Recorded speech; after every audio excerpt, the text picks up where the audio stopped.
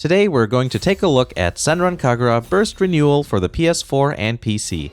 Burst Renewal is a remake of the very first Senran Kagura game, which was originally for the Nintendo 3DS. The game offers solid hack-and-slash gameplay, a large amount of fan service, a story that features both lighthearted and serious moments, as well as a large amount of characters. But before we begin, here's a little bit of background info for some context. Something I've been doing for a while now, when it comes to videos that aren't specifically about a certain game, is show gameplay footage of less well-known games. I think that makes things a bit more interesting. Since approximately 80% of views are from people who aren't subscribed, there are a lot of people watching who may have never seen some of these Japanese niche games before. Except for the predictable anti-anime comments, I've started noticing a bit of a pattern with the comments. There's a few specific games that seem to catch the attention of a lot of people, one of them being Senran Kagura. I think there's a few good reasons as to why that is. Firstly, there's the action-packed beat-em-up style gameplay. When most people think about anime-style games, they probably think of something turn-based, so seeing this sort of gameplay combined with an anime art style is kind of unique. And also, let's be honest, a lot of us just want to play games with a lot of fan service that also have good gameplay. Seeing this sort of gameplay probably gives those people some hope that this game might actually deliver on that front. Because of that, Senran Kagura actually has a decent following, but there are people who might be a bit confused when it comes to which game to play first. The first game in the series is a 2D hack-and-slash game, which is a bit of a turn-off for people wanting to play the 3D style game that first caught their attention. And that's not even mentioning the technical problems that game has. The developers noticed this themselves and decided to remake the first game. The result is Senran Kagura Burst Renewal. Not only does it start at the beginning with the story, it features the 3D gameplay that the series is known for. So for anyone wanting to get into the series, this is the place to start. As I mentioned before, the game is a 3D hack-and-slasher, or beat-em-up if you prefer. You take control of various ninja girls and fight hordes of enemies across all kinds of different maps. The objectives are different depending on the mission. Sometimes it's just masses of enemies that you have to fight. Other times there's one or more bosses to fight at the end. All the characters have different fighting styles, which provides some good variety. That's a good thing considering that this genre of games is repetitive by nature. Like with all Senran Kagura games, the story can be played from different perspectives. The theme here is the rivalry between two ninja academies. Hanzo, which trains good ninjas, and Hebijo, featuring evil ninjas. The main character for the Hanzo gang is Asuka, with Homura being the head of the Hebijo group. I really think it's worth going through both storylines.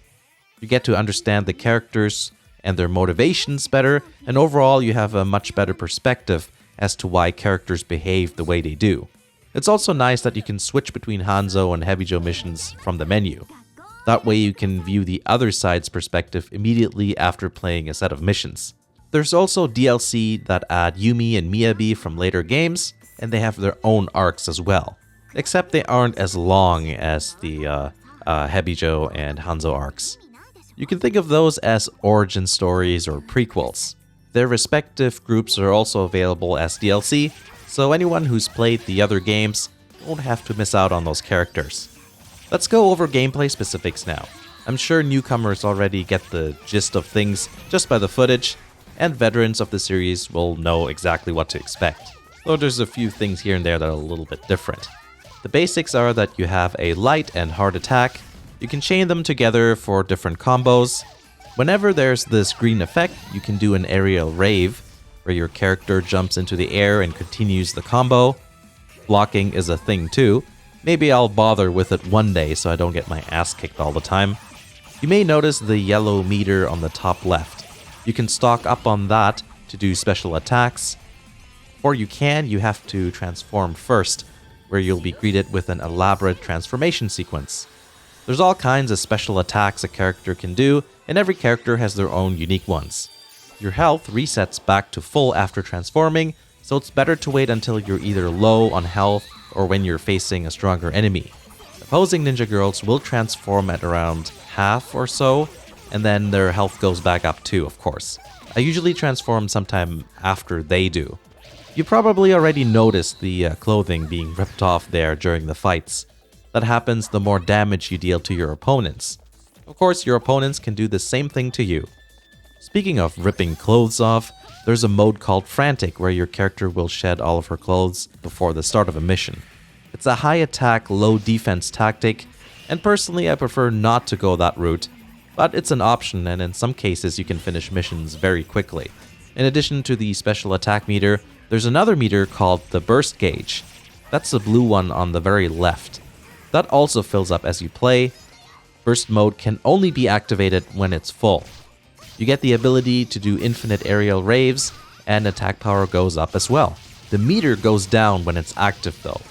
Once it's depleted, or you deactivate it manually, there will be a special attack that causes a lot of damage to those around you. That's called a burst finish, and if an opponent Ninja Girl has her health completely drained and already has some sort of clothing damage, she'll lose the rest of her clothes. The game plays well on an Xbox 360 controller. Japanese niche games are usually console-first endeavors, so no surprises there. All the footage you see here is with a controller. But I did try out how the keyboard works. It's quite clear that keyboard usage is an afterthought here. If you are going to use keyboard and mouse, I recommend remapping controls so that you can actually jump, dash, and block properly. The functions I just mentioned are mapped to keys that are way too far away from the WASD keys. And that doesn't really make any sense. Navigating in menus is easy with the mouse, except you have to use backspace to go backwards. Why not escape? It's just a bit weird, but as long as you know the quirks, it's fine. I'm a PC gamer primarily, so I like keyboard and mouse controls, but I started playing Senran Kagura on the 3DS when it first came out, so I'm going to continue using a controller. I want to get into the graphics now, so I should mention that you're looking at the PC version of the game. On YouTube, both games probably look about the same. The PC version has some settings that allow you to tweak a few things here and there, which is nice. You know, like anti-aliasing and that sort of stuff. It's not super comprehensive, but at least there are some functions that you can change, or some settings you can change rather. In terms of performance, I've got no problem running the game at 60 FPS. The PS4 game looks like it runs just fine as well. I personally had slowdowns in the PS4 version of Estival Versus when things got really busy on screen, but I don't know if that's still the case with the PS4 version of Burst Renewal. Doesn't matter which version we're talking about, Burst Renewal is overall a decent looking game. It's the sort of game that's more about the art style rather than the technical details. There's a bit of an improvement over Estival Versus and Peach Beach Splash. The effects are noticeably more flashy and colorful. You'll notice cool little particle effects during special attacks and things of that sort. It gives this game a bit of an extra pop that the older ones don't. The area of attack thingy is pretty helpful too. That way you won't get caught off guard by some sort of special attack, especially in mid-air. The animations look as good as they did before. Every girl has their own look and style when it comes to fighting, and graphically it's all represented well and distinctly on screen. Transformations are fun and flashy, and I've always liked the special attacks and how they have different camera angles that make their characters look cool and badass. You know how some games have these special attacks that take place in a completely different plane of existence? Yeah, that's not the case here. Sometimes a bit of scenery gets in the way and makes things look a bit weird, but overall, having the special attacks take place in the environment you're playing in somehow makes things flow better. I did notice a difference in the transformation sequences. Some of them have different camera angles or are just completely different. We'll use Murasaki as an example. The first clip shows the transformation in Shinobi Versus, then the second one in Estival Versus, and then finally in Burst Renewal.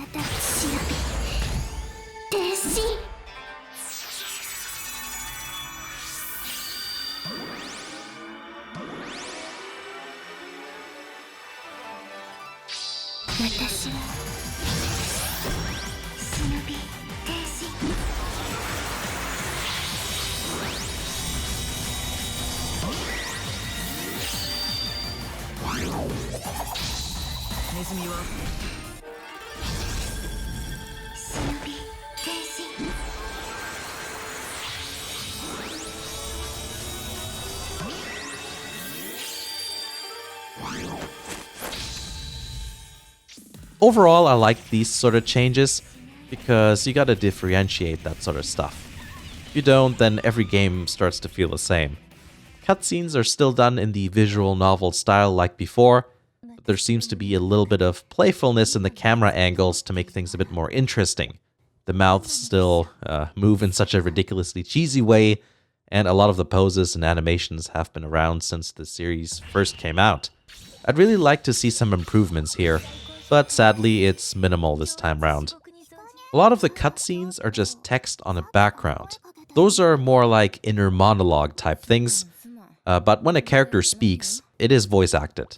I don't have a problem with those, but sometimes the background image makes the text a bit hard to read. It's like there's too much contrast going on there. Also, the CG images that sometimes come up in these cutscenes have black bars on the sides. Here's where you notice that this is a remake of a 3DS game, because the images are made for a different aspect ratio. I don't really mind, and I'd rather see black bars than having the original artwork cropped, let's say. Veterans of the series might recognize this little quirk.